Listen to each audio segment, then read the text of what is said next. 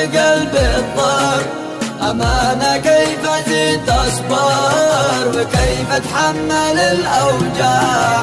وجع قلبي تحملته وضيق الصدر عانيته. حصل ذي ما توقعته عني خنجر الأحباب.